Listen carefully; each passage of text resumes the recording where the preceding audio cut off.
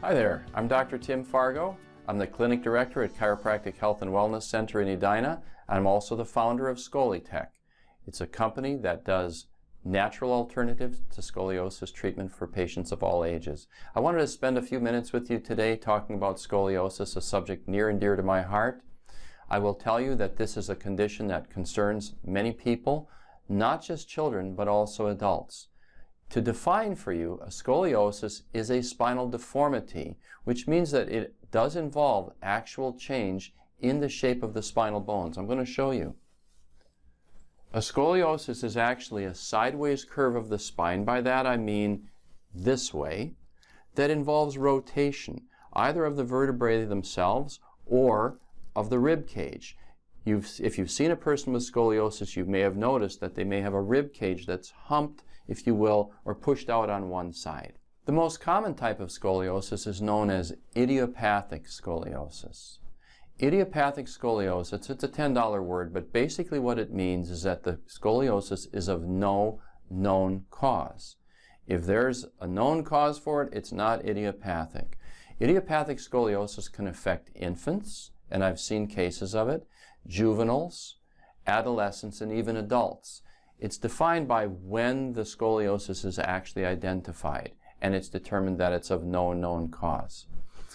Idiopathic scoliosis is the one that really gets the most press because as adolescents or children develop curvatures, those curvatures can progress or worsen to the point that they require surgery, bracing, or other types of treatment. This is of great concern for parents because if you've ever seen scoliosis fusion surgery, it is pretty severe and you never want to have your kid have to go through that.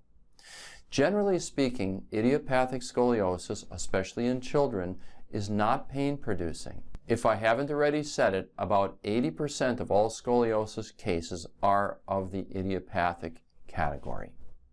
A second category that's also very common, about 10% of all cases, is adult degenerative scoliosis, which occurs when a person's spine starts to degenerate through arthritis, disc degeneration, and then starts to form a curvature which over time progresses.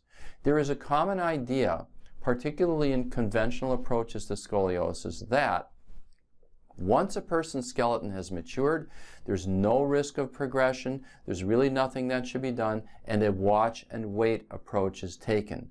Nothing could be further from the truth. The basic fact is that the distribution or the statistical distribution of scoliosis in the population is about 2 to 4% of the population at the age 18.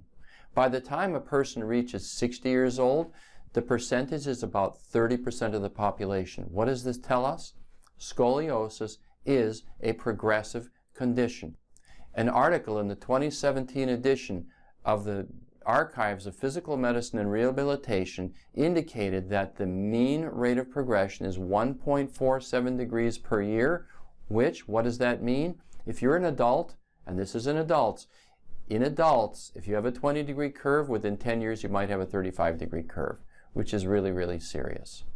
So, the point is, scoliosis is progressive. It's something to really pay attention to. In the next videos, we're going to talk about how to detect scoliosis in yourself, in someone that you care for, in a friend. We're going to also talk about natural treatments, including when should one do various things, ranging from physical therapy, to chiropractic care, to bracing, to surgery. There are thresholds for all of these things. Thank you very much. I appreciate your time.